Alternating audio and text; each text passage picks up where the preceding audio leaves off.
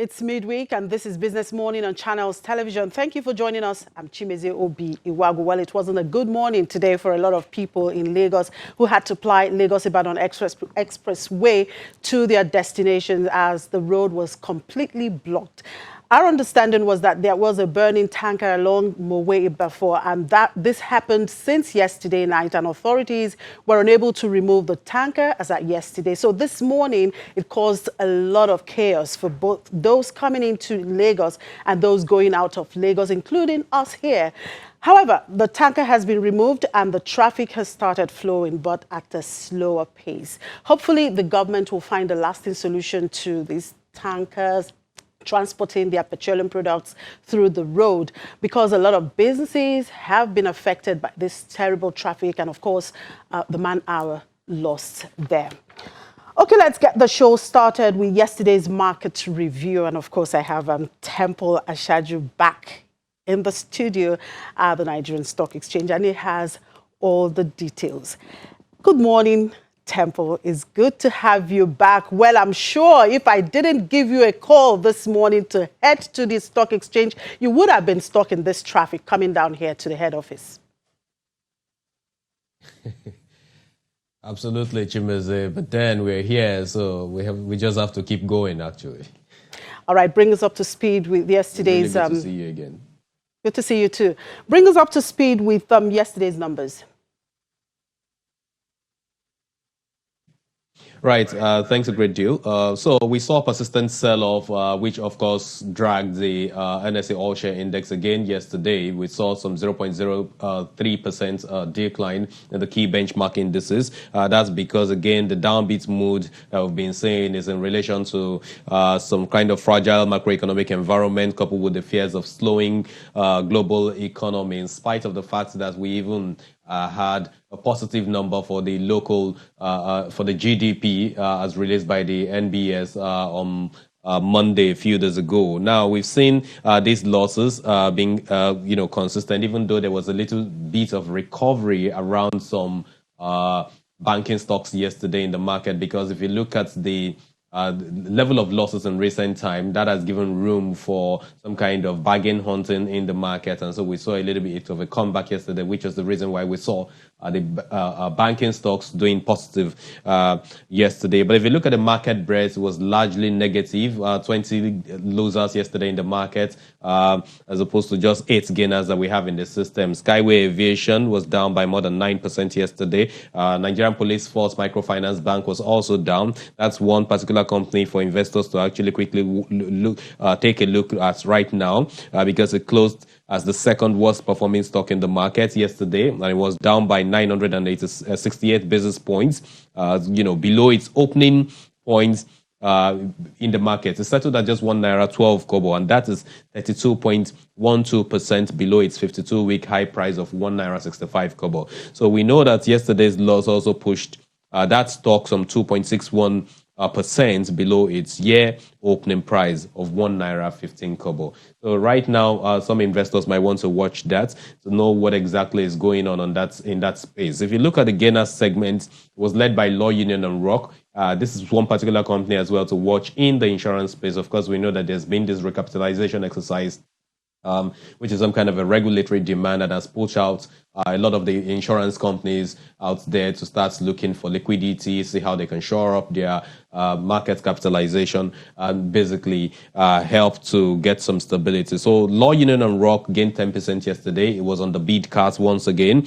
We saw that gain yesterday as the major gain we're saying for the 7th session. And yesterday's session alone, it closed at 88 kobo. And the insurance stock has now also gained some 20% week to date so far. If you also look at the fact that the year-to-date performance of this particular company is positive, it is actually at a high of 76% as we speak. And we know that it is the best performing stock so far this year. But if you look at, again, yesterday, the Zenith Bank was the most actively traded company. We know that the numbers are out, and they've also declared their dividend. The close period has also been made known, so we're seeing investors now basically trying to react to it. Yesterday was basically down some 0.26%, and of course, over 827 million naira worth of shares were transacted on this particular company. So put together, activity level yesterday was negative, 44% down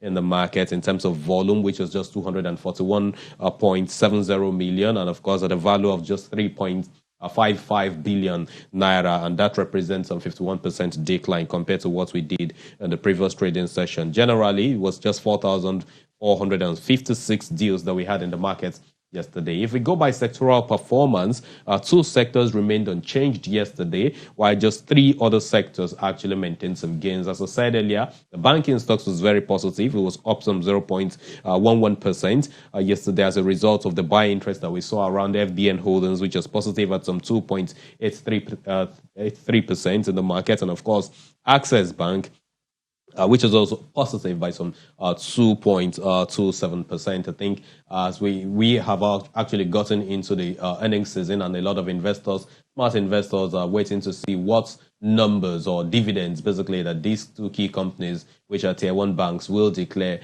So that's why we are seeing investors, making a comeback on them again, because the prices have actually gone so low. So yesterday we saw a bit of bargain hunting on some of them. If you look at the consumer goods segment of the market, yesterday was negative by some 0.38%. Now that's lost that figure. That was due to the declines that we saw around Nigerian breweries. I understand Nigerian breweries numbers have been released. But of course, we know in recent time, the consumer goods segment of the market has not been doing so well, especially the brewers. And that includes Nigerian breweries and a host of others. So I guess that's not too good enough for investors to actually partake in. Honeywell flour was down 2.04%. And of course, all the gains around of 9.7% that we saw on Cadbury wasn't even enough to actually push up the performance of that sector due to the losses that we've seen on Nigerian breweries and a couple of other stocks. Industrial goods segment of the market was unchanged. No numbers have been coming in that segment of the market. So perhaps when it is the due date, comes in, we'll see some positive reactions there. Insurance segment of the market, ICO was down by more than 9% yesterday. Linkage Assurance was also down by about 9% yesterday. The only company that maintained gain was Law Union and Rock, and that was not enough to sustain a positive printing for this particular segment of the market. Finally, for the sectoral performances, the oil and gas segment, which is also unchanged. If you look at the energy stocks that we track on Channels TV here, Corn Oil, Forte Oil, which is now Adova PLC, all of these companies actually remained unchanged. Yesterday, there was basically no movement in the share price, percentage movements, no movement, in spite of the fact that we had some volume of transactions across board.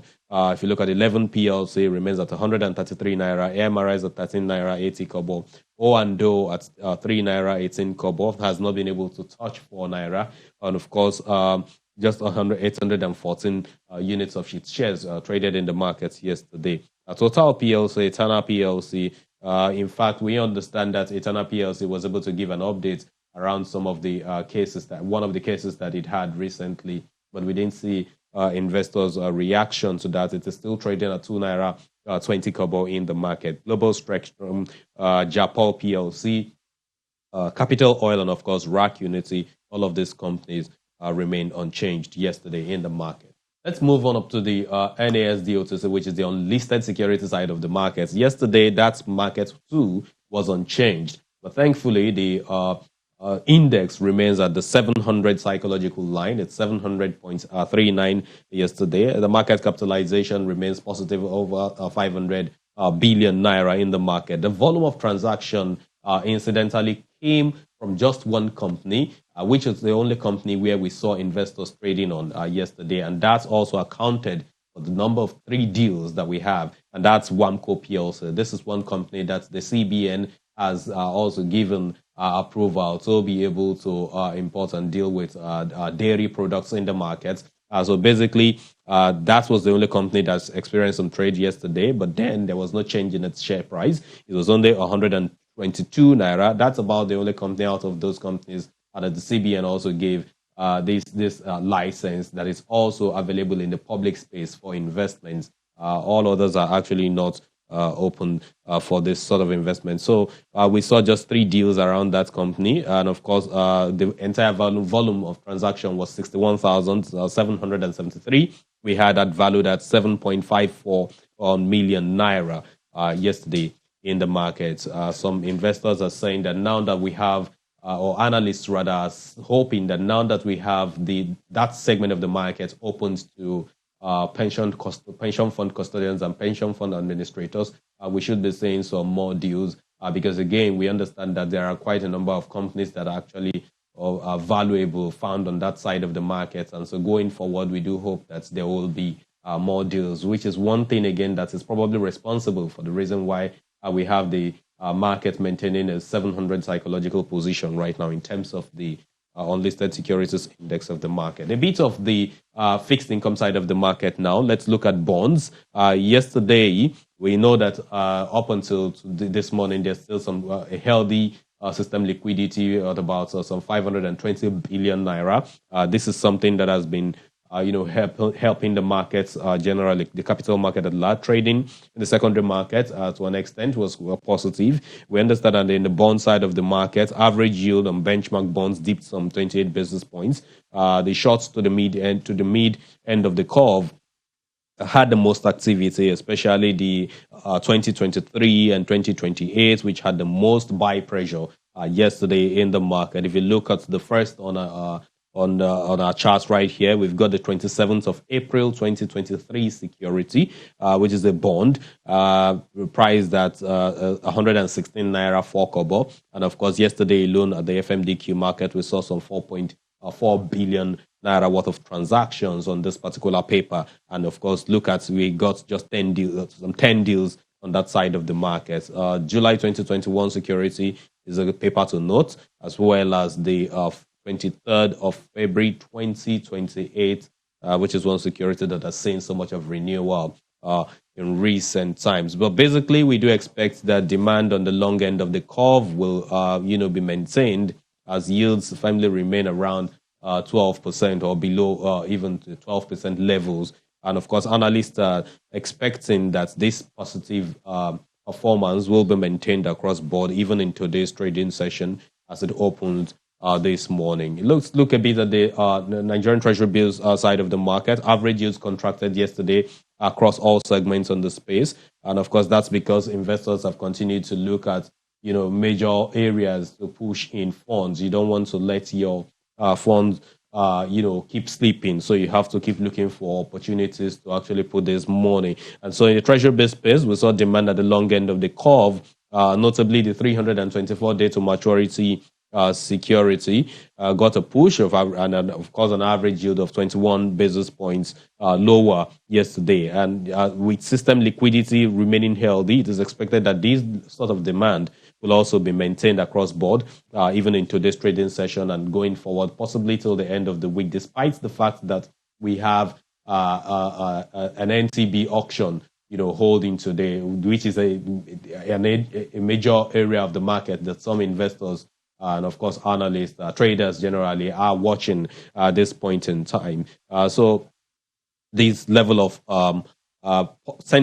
positive sentiment like this should also continue. This appetite will move on. For the OMO side of the market, we know that of course the central bank has actually remained sticking to its guns, not allowing banks and some other local players to join in the OMO market participation. But yesterday, what we saw was a bit of interest in some of the papers there. If you look at the total deals that we have was 318 yesterday for a value of 114.02 billion naira. So generally, the market was really positive yesterday from the bond side of the market all through to the treasury bill space and of course the OMO side of the market. And this level of interest is something that investors, analysts generally do expect to continue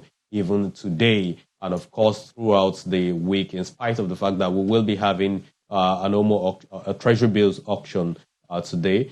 We do hope that the demand will not outweigh the auction, and eventually, if it does, investors will even find a way to push funds down to some other segments of the market. Because as things are right now, investors believe, and of course analysts do believe that the space is kind of joked. So we're going to be seeing some cherry picking across board. No matter how little the gains that you will get in the market, I mean, you will certainly just find a space to push in those funds. Unfortunately, the equity side of the market is one area that these investors have been giving cold shoulder to. But there are still some kind of opportunities, especially around the banking stocks. And of course, with the level of appetite that we saw on the banking stocks yesterday, we do hope that it will continue today. Chimezi. We hope so. We can only wait and see how the market will trade today. Anyway, developing the Nigerian capital market was top on the agenda of the Minister of Finance, Budget and National Planning, Mrs. Zainab Ahmed's visit to Lagos this week.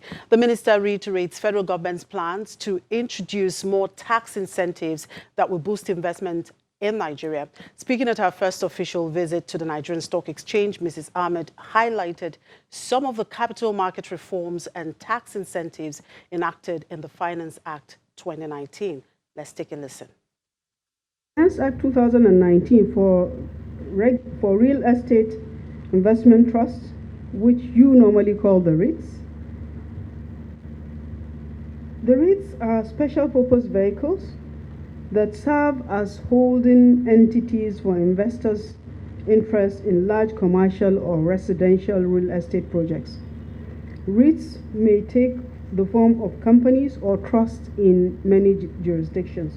In Nigeria, however, the Securities and Exchange Commission regulates trust REITs and the unit trusts of each REIT and corporate, as well as corporate equity REITs. So SEC has this responsibility, and what we are doing in the provisions we made in the Finance Act is to be able to expand the opportunities in the market. Finance Act 2019 also eliminates the multiple corporate taxation under the excess dividend tax rule, but only for approved REITs duly regulated by SEC, as your financial advisors and tax consultants will undoubtedly have reviewed the Finance Act and unbundle the technical details of the reforms that is provided in the Act. We expect to see a significant increase in REITs listings in the Nigerian Stock Exchange, a higher level of flows of debt and equity capital being deployed in large-scale commercial transactions, as well as in residential and other real estate projects nationwide. We expect to see the attendant multiplier effect of job creation, wealth aggregation, as well as deepening the capital markets and increase socio-economic development. Let me also touch on another aspect of the Finance Act 2019 that provides incentives for regulated securities lending. The Finance Act also provides targeted tax incentives for SEC-regulated securities lending transactions, which are often called stock loans. A stock loan occurs when a long-term holder, for example, a pension fund or other institutional investors of a share, creates a secondary income stream for itself by lending its own shares for a short period to brokers who are building portfolios for shares for their clients. As shares are fungible, the client can return an equivalent share of the same company through its broker to the lender at the end of the stock term. To guarantee that the shares will be returned at the end of the stock term, pension funds and long-term institutional investors require brokers and their clients to put up cash collateral that is equivalent to the value of the share units that have been lent. At the end of the stock loan, the brokers return the lent shares from its clients to the pension fund or the long-term investor, and also the lender returns the cash collateral to the client through its broker. Zainab Ahmed, Nigeria's Minister of Finance, Budget and National Planning. We'll take a quick break, and when we come back, we'll look at these tax incentives and what they mean for the Nigerian capital market. Just stay with us.